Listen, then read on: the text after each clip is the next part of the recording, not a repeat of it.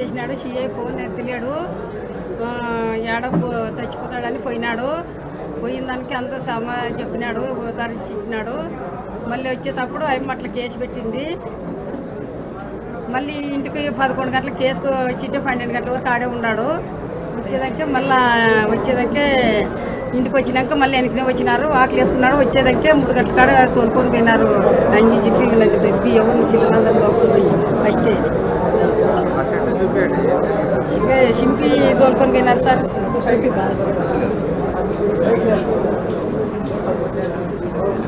Sir ఏం చేసినారని కూడా అట్లా అనుకోకుండా తోలుకొని పోయారు సార్. దెబ్బి నన్ను పక్కకు దెబ్బి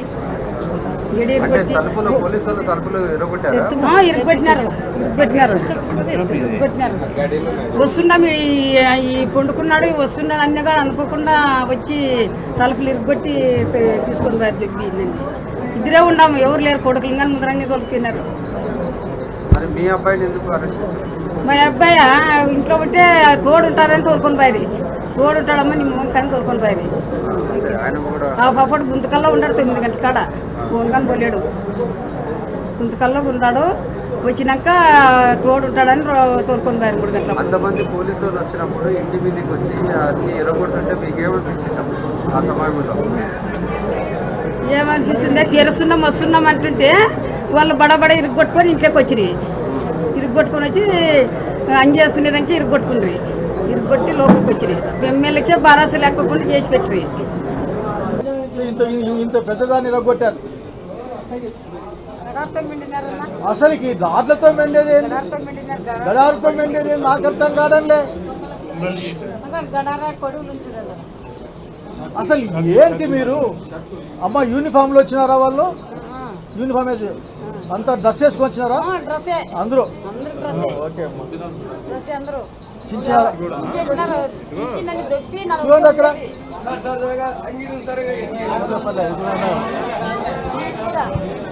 చూడండి. ఆఖరికి ఇంత అవసరమా అని, పైగా విరూపాక్ష లాంటి కుందేలు పిల్లకి అడిగేది అది. అక్కడ అడిగే పాయింట్ ఆఖరికి అతను అదే బాధపడుతున్నాడు స్టేషన్లో కూర్చొని. అసలు నాకేంటి కేసు అంటున్నాడు విరూపాక్ష. కాబట్టి అడిగేది ఒక్కటే, స్పష్టంగా అర్థమవుతుంది. మీరు ట్రెస్ పాసింగ్ చేశారు విరూపాక్ష ఇంటిలో, హార్డ్ డిస్కులు కెమెరాలు తీసుకెళ్లారు. ఇంకో పదం వాడచ్చు కానీ మీ యూనిఫామ్ మీద గౌరవంతో నేను అసలు పదం వాడడంలా. నేను ఆఖరి ఇంటి మీద పడి పిలిస్తే వచ్చేవాడు, రావాల స్టేషన్ కంటే వచ్చిపోయేవాడు. పాపం 11-12 గంటల వరకు మీ దగ్గరే ఉన్నాడు. స్టేషన్లో కానిస్టేబుల్ తప్ప ఎవరు కూడా లేరు. కాబట్టి ఇటువంటి అన్యాయాల్ని వైఎస్ఆర్ కాంగ్రెస్ పార్టీ సహించదు, ఎదుర్కొంటుందని తెలియజేస్తా ఉన్నాం. విరూపాక్ష అరెస్ట్ చేయడం అనేది ఒక ఎమ్మెల్యేను, అంటే మామూలుగా ఏ పార్టీకి సంబంధించిన ఎమ్మెల్యే కూడా ఆ ఎమ్మెల్యేకి ఇవ్వాల్సిన, ఖచ్చితంగా కనీస మర్యాద ఇవ్వాల్సిన బాధ్యత పోలీస్ మీద ఉంది, అందరి మీద ఉంది. కానీ అటువంటిది కాకుండా ఇంటికి ఏదో దొంగల మాదిరి, ఏదో టెర్రరిస్టు పట్టుకుపోయినట్టు ఇంటి మీదకి వచ్చేసి మొత్తం తలుపులు పగలగొట్టి తీసుకుపోవడం అనేది తెలుగుదేశం, అంటే ఈ పోలీసుల వ్యవస్థ ఏ విధంగా తయారైందని కూడా చెప్పాల్సిన అవసరం లేదు. అంటే పోలీసులు వాళ్ళు డ్యూటీ చేయడం లేదు, కానీ తెలుగుదేశం నాయకులు వాళ్ళు చెప్పే ఆర్డర్స్ మాత్రం ఇమ్మీడియట్గా ఇంప్లిమెంట్ చేసే పరిస్థితి మనం ఈరోజు చూడడం జరుగుతుంది. రెడ్ బుక్ రాజ్యాంగం అంటే ఏం లేదు, ఎవరైతే బాధితులు ఉన్నారో వాళ్ళు కేసు పెడితే వాళ్ళ కేసు తీసుకోరు, కానీ ఎవరైతే దౌర్జన్యం చేసినారో వాళ్ళకినే కేసు పెడితే ఇమ్మీడియట్గా తీసుకునే పరిస్థితి రోజు పోలీసు వ్యవస్థను మనం చూడగలుగుతాం. అంటే ఇది ఇటువంటి పరిస్థితి రానైతే మాత్రం పోలీసు వ్యవస్థకు ఉండే మర్యాద ఉండేది కూడా పోయే పరిస్థితి ఉంటుంది. ప్రతి ఒక్కరికి కూడా పేదవానికి న్యాయం జరగడానికి, ఎవరైతే అన్యాయం జరిగిందో అటువంటి వాళ్లకు న్యాయం చేయడానికి పోలీసు వ్యవస్థ ఉంది, కానీ దౌర్జన్యం చేసే వాళ్ళని సేవ్ చేయడానికి మాత్రం పోలీసు వ్యవస్థ లేదనేది మాత్రం పోలీసులు తెలుసుకోవాల్సిన అవసరం ఉంది.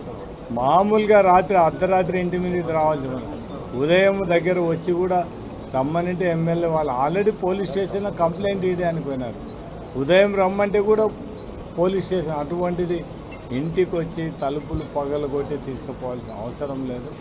ఏదో వైఎస్ఆర్సీపీ కార్యకర్తలను భయభ్రాంతులు గురి చేసే వచ్చే ఈ ఎలక్షన్లు అన్నీ కూడా మా లోకల్ బాడీ ఎలక్షన్లు దీనిలలో ఒక విధంగా క్యాడర్లో భయభ్రాంతులు క్రియేట్ చేయాలా, ఎవరు కూడా మళ్ళీ పోటీ చేయడానికి ఇబ్బంది అంటే మేము పోలీసులతో ఈ విధంగా మేము చేస్తాం, మీరు ముందుగానే మీరు భయపడి పోటీ చేయకూడదనే ఒక ఇండికేషన్ ఇవ్వడానికి పోలీసులతో ఈ విధంగా చేపించే పరిస్థితి చూడడం జరుగుతుంది. కాబట్టి పోలీసు అధికారులు వాళ్ళని కోరేది ఒకటి, మీ ధర్మాన్ని మీరు నెరవేర్చండి తప్ప ఎవరో ఏదో చేస్తున్నారని మాత్రం చెప్తున్నారు.